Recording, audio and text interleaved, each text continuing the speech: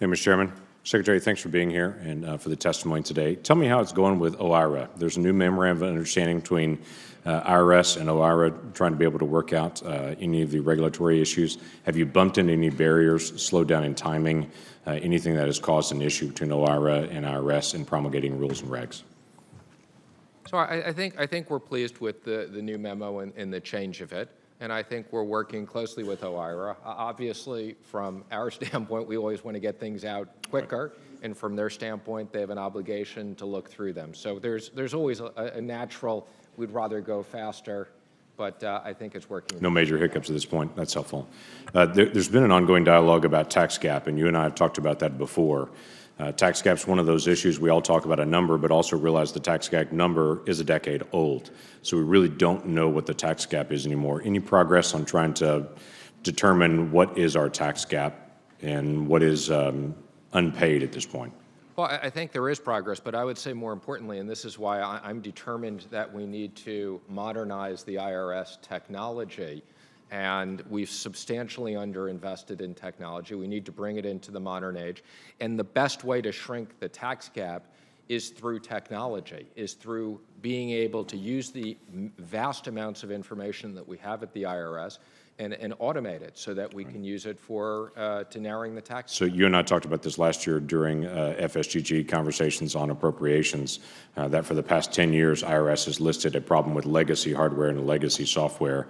There was additional investment that was put to IRS last year, and there was the year before that and the year before that to be able to help in modernization. Do you have a number yet what it would take to be able to move from we need additional investment to we're there? I think the total investment is approximately $2 to $2.5 billion as to what we think is necessary. And this will obviously be over a multi-year period. We're talking 5 years, 10 years, we're talking 3 years. What do you think that is? I think it's 6 years, and I think it's like 2.2 to 2.6 is the range we've been using. Okay. So switching from tax gap to the other side, for the improper payments side of it, EITC has been one of those things for a while. There's been the GAO has put on the high-risk list to say there's a lot of improper payments there. Any progress in providing greater clarity to tax preparers and other folks on how to be able to close down that improper payment? There is, but again, this is something that I'd like to come in and brief you on, okay? Because I think, as you know, we have the right to hold the payments for a certain period of time. But there are still issues with matching and everything else and potential fraud in this, and we'd be happy to come up and give you a briefing. It's potentially a significant amount of money. Yeah, it is. And it's one of those areas that has been on GAO's list for a very long time to resolve, and if there are ways that we can be helpful in that process, I hope that we can be helpful in that process as well. Thank you. Opportunity zones is, if it's not the first three, one of the first three things that people say to me, there's a lot, when I get back into the state, it's in that top list somewhere. It's been interesting the amount of buzz and conversation in different places around the states where they want to talk about opportunity zones. I know that the regs are coming out on that frequently. Will the frequency increase, or what do you think is the regular release on regs on that? And when do you think is the next release? I know we just had one. When do you think is the next one? I think the next release will come within the next month, and it's quite material. I think it will have a lot of issues.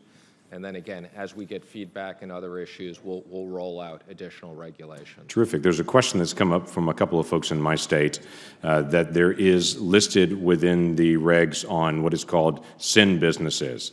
Commercial golf courses, which I think a lot of people would be shocked to know the golf course, I guess, is on the sin list.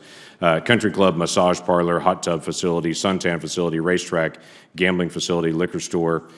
Is there an assumption within that anything that violates federal law should also be on that list?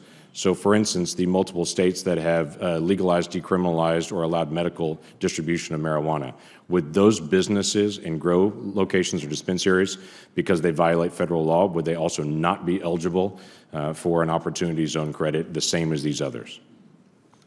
It's not something I believe we've considered at the moment, but I'd be happy to review it internally. There's been a question just in my state to try to figure out if it violates federal law, if it still is eligible for a tax credit. And so trying to be able to figure out that balance on it would be helpful to folks. Can I flip to one more quick subject? The nonprofit parking piece that the reg came out, about 30 pages of it. Is that done, or is there a new reg that's coming out? Any updates on that one in the days ahead? When's the vote? hasn't started The, yet. the taxpayer should be able to Should rely start upon the about, right? guidance that has come out, although it will go through a more formal process. But they should be able to rely upon that, and we hope that we've solved it as best as we can. Okay, thank you. Senator